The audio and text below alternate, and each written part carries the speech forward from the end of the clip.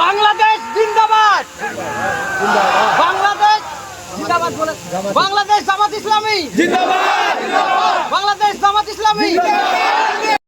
নিয়ামতপুরে জামায়াতের নির্বাচনী সভায় ছাত্রদলের সভাপতি ও একজন বীর মুক্তিযোদ্ধা জামাতে যোগদান।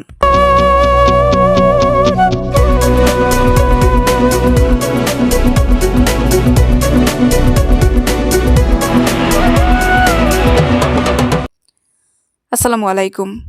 এডিপি বাংলা সংবাদে সবাইকে স্বাগত জানাচ্ছি। আমি সুমা আহমেদ।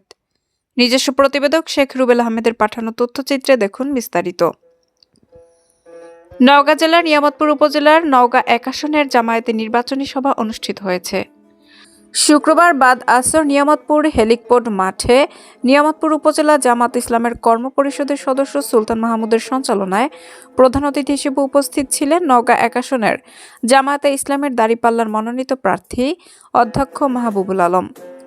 এ সময় নিয়ামতপুর উপজেলা সরকারি কলেজের ছাত্রদলের সভাপতি বিদ্যুৎ চন্দ্র মাহাতো প্রধান অতিথির কাছ থেকে ফুলের মালা নিয়ে ছাত্রদল থেকে পদত্যাগ করে জামাতে যোগদান করেন। এছাড়াও নিয়ামতপুর উপজেলা একজন বীর মুক্তিযোদ্ধা আব্দুর রউফ ফুলের মালা গলায় নিয়ে প্রধান অতিথির কাছ থেকে জামাত ইসলামে যোগদান করেন। বিশেষ অতিথি হিসেবে উপস্থিত ছিলেন নওগাঁ ১ আসনের পরিচালক ও নওগাঁ জেলা কর্মপরিষদের সদস্য মোহাম্মদ নওশেদ আলী, নিয়ামতপুর উপজেলা ইসলামের আমির মাওলানা আফজাল হোসাইন, এনসিপির কেন্দ্রীয় যুব শক্তির সদস্য সচিব নিশাত আহমেদ, সাপাহার উপজেলার জামাত ইসলামের সহ সেক্রেটারি শহীদুল ইসলাম, নিয়ামতপুর উপজেলা জামাত ইসলামের সেক্রেটারি দেলোয়ার হোসেন, মোহাম্মদ মজিবুর রহমান, আবু তাহের, সীমান্তপুর ইউনিয়নের জামাতে ইসলামের সেক্রেটারি কাজী শামসুল আলম। ভয় দেখায় না, ওই দলকে ক্ষমতায় নিয়ে যেতে হবে যেই দলের নেতা কর্মীরা চাঁদাবাজি করে না, মানুষের পুকুর দখল করে নেয় না। ভাইয়েরা, বাংলাদেশ জামাত ইসলামী এরকম একটি দল। বাংলাদেশ জামাত ইসলামী সৎ এবং যোগ্য লোকদের একটি সংগঠন। সামনে যদি বাংলাদেশ জামাত ইসলামী যদি এদেশের সেবা করার সুযোগ পায়, ইনশাআল্লাহ সকল ধর্ম বর্ণ সকল রাজনৈতিক মতাদর্শের মানুষ নিরাপত্তাহীনতায় বসবাস করবে। ভাইরা, আমি একটি কথা বলতে চাই, 5ই আগস্টের পর 13ই আগস্টে আমাদের সাপাহার উপজেলার সেক্রেটারিকে, জামাত ইসলামীর সেক্রেটারিকে সন্ত্রাসীরা হত্যা করেছিল। সেই সময় অনেকে আমাদেরকে চাপ দিয়েছিল আওয়ামী লীগের নেতা কর্মীদের বিরুদ্ধে মামলা দেওয়ার জন্য, কিন্তু আমরা পরিষ্কার করে বলে দিয়েছি আমরা অন্যায়ভাবে ওকে এই মামলাতে আমরা জড়াবো না। আমরা যারা অপরাধী তাদেরই বিরুদ্ধে আমরা মামলা করব। সেই সময় আওয়ামী লীগের কোন নেতা কর্মীর বিরুদ্ধে আমরা অন্যায় ভাবে কোনো মামলা করিনি। ভাইয়েরা, এখান থেকে প্রমাণ হয় সামনের বাংলাদেশে জামাত ইসলামী যদি দেশ পরিচালনার সুযোগ পায়, সকল ধর্ম বর্ণ সকল রাজনৈতিক মতাদর্শের মানুষেরাই সুখে শান্তিতে নিরাপদে থাকবে ইনশাআল্লাহ। প্রিয় ভাইয়েরা, এই নওগাঁ ১ আসনের আপনাদের ভালোবাসায় আল্লাহর রহমতে আমি যদি নির্বাচিত হতে পারি, ইনশাআল্লাহ কৃষকদের ফসলের ন্যায্য মূল্য এবং কৃষকদের সার এবং কৃষি সামগ্রী সুলভ মূল্যে দেওয়ার ব্যবস্থা করা হবে ইনশাআল্লাহ, এবং কৃষকদেরকে সুদ মুক্ত ঋণ দেওয়ার পদক্ষেপ গ্রহণ করা হবে ইনশাআল্লাহ। আমাদের তরুণ প্রজন্মকে তাদের হাতে কর্ম তুলে দেওয়ার জন্য, তাদের কর্মসংস্থানের জন্য 3টি উপজেলায় 3টি আমাদের উপরে বিভিন্ন হামলা করছে। শেরপুরে আমাদের সেরাদাল করিমকে ভাই হত্যা করেছে, বিভিন্ন মেয়েদেরকে হত্যা করা হচ্ছে, আমাদের কর্মীদেরকে ভয়ভীতি দেখানো হচ্ছে।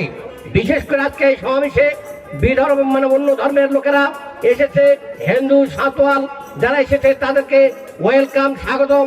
আপনাদের পাশে আমরা আছি, আপনাদের যত হুমকি দেখ আমাদেরকে বলবেন। আমি আসন পরিচালক হিসেবে কথা দিচ্ছি। পর এই দেশের মাটি শুধু স্বাধীন হয়েছে, কিন্তু এই দেশের মানুষ আমরা এখনো স্বাধীন হতে পারি নাই। স্বাধীন হতে পেরেছি? আমরা পর্যায়ক্রমে একটি দলকে ক্ষমতায় যখন আসে তখন দল ক্ষমতায় যাওয়ার জন্য উঠে পড়ে লাগে।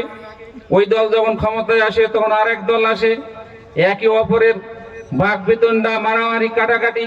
ক্ষমতায় থাকার পর অন্য দলকে যে আগামী সংসদ হবে মাঝির ছেলে, শ্রমিকের ছেলে, রাজমিস্ত্রির ছেলে, প্রত্যেকটা ঘরের ছেলে।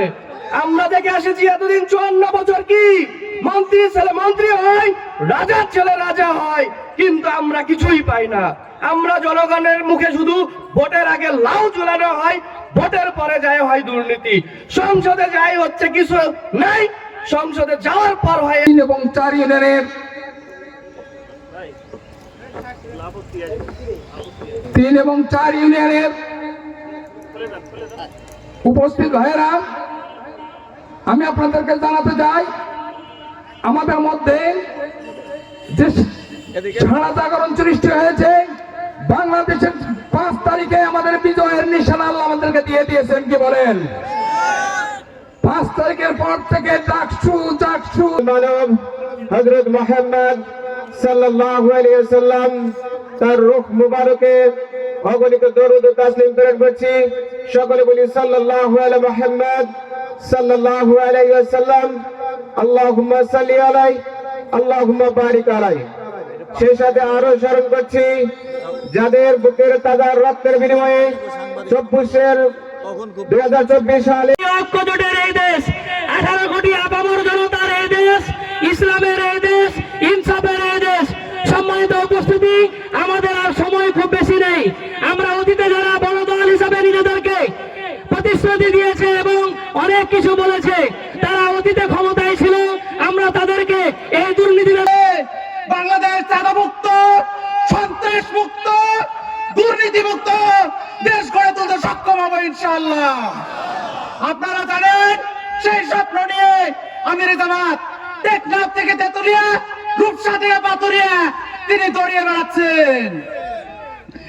আগামী দিন আমাদেরকে ইনসাফের পক্ষে, মানুষের উপরে অন্যায়, জুলুম, নির্যাতন, এমনকি ফাঁসির কাষ্ঠ পর্যন্ত ঝুলানো হয়েছিল।